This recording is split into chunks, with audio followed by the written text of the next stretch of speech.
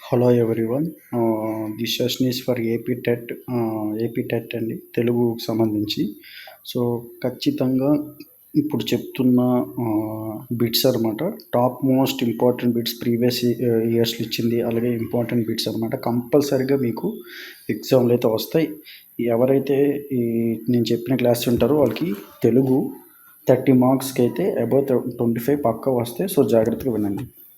First, అతని మాటలు వింటే నాకు గుండె చేరువయ్యింది, చావడానికి భయపడి కాదు. ఈ మాటలు అన్నది ఎవరు? ఈ మాట ఎవరన్నారంటే మర్రి చెట్టు పాఠంలో మర్రి చెట్టు అంటుందన్నమాట. మర్రి చెట్టు పాఠంలో మర్రి చెట్టు అంటుందన్నమాట. అతని మాటలు వింటే నాకు గుండె చేరువవుతుంది.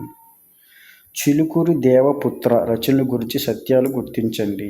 చిలుకూరి దేవపుత్ర రచనల గురించి సత్యాన్ని గుర్తించండి, నిజాన్ని గుర్తించండి. వంకరి టింకర 6 గ్లాసులు కథ సంపుటాలు, అలాగే అద్దంలో చందమామ, పంచమం అయిన రాసిన నవలలు. వంకరి టింకర 6 గ్లాసులు, అద్దంలో చందమామ, పంచమైన రాసిన నవలలు. ప్రబలమైన యుందువారు అని అని వృత్తినిచ్చే పదం ఏంటంటే పులిందులు. ఓకేనా. నెక్స్ట్, కందరము నానా అర్థాలు. కందరం యొక్క నానా అర్థాలు ఏంటంటే గుహ, అంకుశం అన్నమాట. ఓకేనా. కందరం యొక్క నానా అర్థాలు ఏంటంటే గుహ, అంకుశం. నెక్స్ట్, కలువ. కలువకి పర్యాయపదాలు ఏంటంటే ఉత్పలము, అలాగే కువలయము. ఓకేనా. కలువకి ఉత్పలము, అలాగే కువలయము, ఇదన్నమాట పర్యాయపదాలు. కందరంకి గుహ, అంకుశం. అలాగే వెల్లకికి అర్థం ఏంటి? గడ్డ. వెల్లకి అంటే అర్థం ఏంటి? గడ్డ. గురజాడ రచనలు సంబంధించి కన్యాశుల్కం నాటకం, మెటిల్డా కథ, పూర్ణమ్మ గేయం. పూర్ణమ్మ అనేది గేయం, మెటిల్డా కథ, కన్యాశుల్కం అనేది ఒక నాటకం అన్నమాట. ప్రియమైన నాన్నకు పాఠంలో తాతగారు రాసిన ఉత్తరం చదువు అని వీరితో అన్నారు. బాల బస్వరతో. ఓకేనా. నెక్స్ట్, ఆత్మకథ ప్రక్రియకు సంబంధించింది ఏంటి? తనకు తాను రాసుకునేది ఉత్తమ పురుష కథ. తనకు తాను రాసుకునేది, అలాగే ఉత్తమ పురుష కథ, అదే ఆత్మకథ. ప్రియమైన నాన్నకు పాఠంలో తాతగారు రాసిన ఉత్తరం చదువు. ధర్మబోధ యొక్క పాఠ్యాంశ ఉద్దేశం ఏమిటి? గృహస్థ ధర్మాన్ని చాటడం, సత్యం గొప్పతనాన్ని చెప్పడం అన్నమాట. గృహస్థ ధర్మాన్ని చాటడం, అలాగే సత్యం గొప్పతనాన్ని చెప్పడం. కన్యాశుల్కం నాటకంలో బుచ్చమ్మ వెంకమ్మ అగ్నిహోత్రవదనుల పెద్ద కూతురు.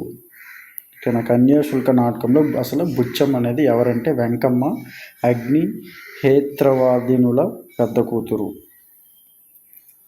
ఒకటి సందులు చూడండి. జరకకేమి అత్వసంధి, బలివెట్టి గసడ దవ దేశ సంధి, అలాగే కాపల మొక్కటి ఉత్వసంధి, తాల్మిజ్రేసి సరళా దేశ సంధి. సంధులు చూడండి అంటే ఏ సంధి? జరగకేమి అత్వసంధి, బలివెట్టి గసడ దవ దేశ సంధి, కపాల మొక్కటి ఉత్వసంధి, తాల్మిజ్రేసి సరళ దేశ సంధి. అలాగే సమాసాలు అన్నమాట. సభావ భవనం అనేది మనకి చతుర్థి తత్పురుష సమానం. నదిగట్టు షష్ఠి తత్పురుష సమాసం. పాపభీతి పంచమి తత్పురుష సమాసం. అలాగే తంబు గుర్రాలు విశేషణ ఉత్తరపద కర్మధార్య సమాసం అనమాట. సభావ భావనం అనేది చతుర్థి తత్పురుష సమాసం, అలాగే నదిగట్టు అనేది షష్ఠి తత్పురుష సమాసం. పాపాభీతి పంచమి తత్పురుష సమాసం, అలాగే తంబు గుర్రాలు విశేషణ ఉత్తరపద కర్మధార్య సమాసం అన్నమాట. అర్థమవుతుందా? నెక్స్ట్, సంధి లేని చోట స్వరంబు కంటే పరంబు అయిన స్వరంబునకు ఏంటిది? ఎడాగంబగు. ఓకేనా. సంధి లేని చోట స్వరంబు కంటే పరంబు అయిన స్వరంబునకు. ఉపమలంకారం సాగర్ లేడి పిల్లల పరిగెత్తుతున్నాడు. అది ఏ అలంకారం అంటే ఉపమలంకారం. సాగర్ లేడి పిల్లల పరిగెత్తుతున్నాడు. తారా సస్యము పండినన్ గగన్ ఖేదరంబున చంద్రుకన్. ఇది శార్దూల్య పద్యం. తా దా అనే అక్షరాలకు యతి చెల్లుతుంది. తార సస్యమున్ పండినన్ గగన కేంద్రంబునం జంద్రిక. ఇది శార్దూల్య పద్యము. అలాగే తా దా అనే అక్షరాలు యతి చెల్లుతుంది. నెక్స్ట్ అర్ధభేదంతో కూడిన హల్లులు జంట వెంటనే వస్తే చేకాను ప్రాస అలంకారం అన్నమాట. అర్ధభేదంతో కూడిన హల్లులు జంట వెంటనే వస్తే అది చేకాను ప్రాస అలంకారం. వర్షాలు లేక పంటలు పండలేదు. ఏ వాక్యం? హేత్వార్థక వాక్యం. అర్థములు నిత్యములుగావు యవ్వనము శూరివేగత్యులము. ఆధునిక వాచనంలో రాచండి. అర్థాలు నిత్యాలు కావు యవ్వనము శూరివేగత్యులం. ఓకేనా, ఇది ఆధునిక వచనం అన్నమాట. అర్థాలు నిత్యాలు కావు, అర్థములు నిత్యములు కావు, యవ్వనము సూరి వేగత్యములము. అర్థాలు నిత్యాలు కావు, యవ్వనం సూరి వేగత్యులము. ఉన్న వర్ణానికి తొలగించి దాని స్థానంలో శత్రువులుగా వేరొక వర్ణం వచ్చి చేరడం దాన్ని ఏమంటామంటే ఆదేశం. అంటే ఏంటి? ఉన్న వర్ణాన్ని తొలగించడం, తీసి దాని స్థానంలో శత్రువుగా వేరొక వర్ణం వచ్చి చేరడం దాన్ని ఏమంటామంటే ఆదేశం అని చెప్పి అంటాం. నెక్స్ట్ పయనం పాఠ్యాంశం. ఈ కథ సంపుటిలోనిది అనంతం అన్నమాట. పయనం ఏంటి? అనంతం. కథానిక ప్రక్రియ సంబంధించిన పాఠాలు. తృప్తి ఎడ. తార్కిక ఆలోచన ప్రవర్తనలో మార్పు వంటి లక్షణాలు పెంపొందించడమే ఉద్దేశంగా గల పాఠ్యాంశం ఏంటంటే మాయా కంబళి.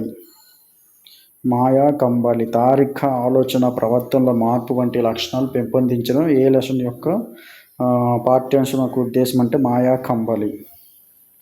స్నేహితులారా, ఈ ముసలమ్మ కూడా మరి యొక్కరికి అమ్మే అని ఆలోచించారా? ఈ గేయ పంక్తులు గల పాఠం ఏంటంటే మంచి బాలుడు. స్నేహితులారా, ఈ ముసలమ్మ కూడా మరి యొక్కరికి అమ్మే అని ఆలోచించి మంచి బాలుడు. పాఠం ఏమిటంటే మంచి బాలుడు. ఇట్ ఈజ్ పండుగ రెండో రోజు జరిగే కార్యక్రమాలు. రొడ్డ కనుస చేస్తారు, శంకుదేవుని దగ్గర పూజ చేస్తారు, అలాగే వనాస కాయాన్ని ఈ జంతు తల ఆకారంగా చేసే దానిపై బాణాలు వేస్తారు.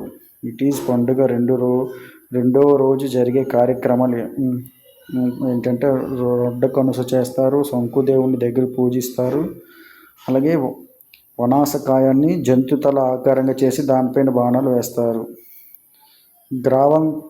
గ్రవంబంత గజంబు అంటే కొండంత ఏనుగు. గ్రవబదంత గజంబు అంటే ఏంటంటే కొండంత ఏనుగు. ఆయన అశ్వాసం రాయిగానే అశ్వాన్ని అధిరోహిస్తాడు అనే వాక్యంలో అశ్వ పదానికి అర్థం ఏంటంటే గుర్రము, అలాగే త్వరగము. అశ్వం అంటే గుర్రము, అలాగే త్వరగము. ఇంకైనా ప్రకృతి వికృతులు. అద్భుతం అబ్బురం, ఆశ్చర్యం అచ్చెరువు, అక్షరం అక్కరం, రథం అరథం. ఓకేనా, ప్రకృతి విప్లవం. రథం అంటే అరథము, ఆశ్చర్యం అందరికీ తెలుసు అక్షరము, అద్భుతం అంటే అంబురం. నానా అర్థాలు. అంగం భాగం శరీరం, విహంగం పక్షి బాణం, శ్రేయం దర్భం శుభం, శిఖ కిరణం మంట. ఓకేనా, నానార్థం. అంగం అంటే భాగము, అంగం అంటారు కదా, భాగము, అలాగే శరీరము. విహంగం అంటే పక్షి బాణం, విహంగం అంటే పక్షి బాణము. శ్రేయం అంటే ధర్మం శుభం. ఓకేనా. నెక్స్ట్ శిఖ అంటే కిరణం మంట, శిఖ అంటే కిరణం మంట, అలాగే విహంగం అంటే పక్షి బాణము, శిఖ అంటే కిరణం మంట. ఉపాధ్యాయుడు విద్యార్థితో మాట్లాడుతున్నాడు. ఈ వాక్యంలో క్రియ ఏంటి? వర్తమాన కాల ఏకవచన సమాపక క్రియ. ఉపాధ్యాయుడు విద్యతో మాట్లాడుతున్నాడు.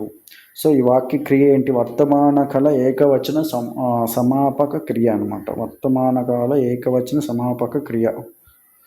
హల్లులలో వర్గాలు 5, అలాగే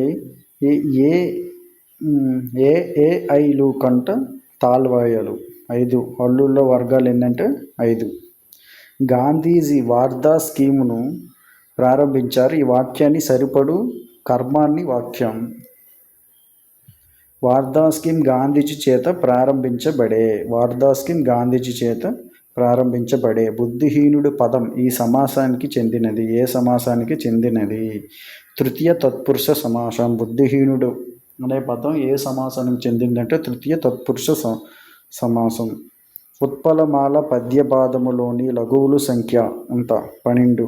లఘువుల సంఖ్య ఎంత? ఉత్పలమాల లఘువుల సంఖ్య. ద్విరుక్తాకార సంధి పదం చిట్టకు. అకారమునకు ఏ ఐలు పరమైతే ఐకారముకు ఓ ఔలు పరమైతే వచ్చుట ఏంటంటే వృద్ధి సంధి. వృద్ధి సంధి అంటే ఏంటి? అకారమునకు ఏ ఐలు పరమైతే ఐకారముకు ఓ ఔలు పరమైతే అది ఏ సంధి అంటే వృద్ధి సంధి. అకారమునకు ఏ ఐలు పరమైతే ఐకారమునకు ఓ ఔలు పరమైతే అకారమునకు అది ఏ సంధి అంటే వృద్ధి సంధి. మర్చిపోకండి.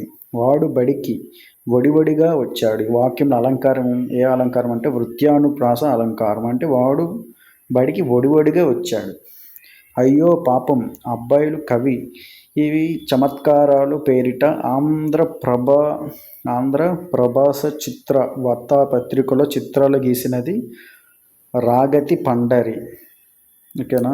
అయ్యో పాపం అబ్బాయిలు కవి చమత్కారాలు పేరిట ఆంధ్రప్రభాస చిత్ర వార్తాపత్రికలో చిత్రాలు గీసినది రాగతి పండరి. యాగానం. అది లఘువు మధ్య చివరి గురువులు. యాగానం అంటే ఏంటి? అది లఘువులు మధ్య చివరి గురువులు. యాగానం అంటే ఏంటి? అది లఘువులు మధ్య చివరి గురువులు. స్వతసిద్ధవాదానికి సంబంధించి ఈ వాదం ప్రకారం భాష సిద్ధంగానే సిద్ధిస్తుంది. ఇది ఆధునిక భాషా శాస్త్రవేత్తలు అంగీకారం పొందింది. చామ్స్కీ అనే హేతువాది దీనిని ప్రతిపాదించాడు. స్వతసిద్ధవాదానికి సంబంధించి ఈ వాదం ప్రకారం భాష సిద్ధంగానే సిద్ధిస్తుంది. ఇది ఆధునిక భాషా శాస్త్రవేత్తల అంగీకారం పొందింది. చామ్స్కీ అనే హేతువాది దీనిని ప్రతిపాదించాడు. పిల్లలు అల్లరి చేసినాడు. ఇందులో దోషం ఏంటి అంటే కర్తకు క్రియకు వచన వైరుధ్యం అంట. కర్తకు క్రియకు మధ్యన వైరుధ్యం అంటే పిల్లలు అల్లరి చేసినాడు. సంస్థాగత ప్రణాళిక ముఖ్య లక్షణాలు ఏంటి? సంస్థాగత ప్రణాళిక ముఖ్య లక్షణాలు ఏంటి? విద్యార్థుల ప్రయోజనాలు పరిరక్షణ. అలాగే పాఠశాల నిర్వహణలో ప్రజాస్వామ్యం విలువలు పాటించుట. పాఠశాల సమాజానికి మధ్య సన్నిహిత సంబంధం ఏర్పరచుట. పాఠశాలకు అవసరమైన వనరులు సేకరించి సద్వినియోగపరచుట. ఇవి సంస్థాగత ప్రణాళిక ముఖ్య లక్షణాలు అన్నమాట. స్కూల్ యొక్క మెయిన్ లక్షణం. వస్తునిష్ట ప్రశ్నలకు సంబంధించి వాస్తు ప్రశ్నలకు సంబంధించి ఈ రకమైన ప్రశ్నలు రూపొందించడం కష్టం. వీటికి విద్యార్థి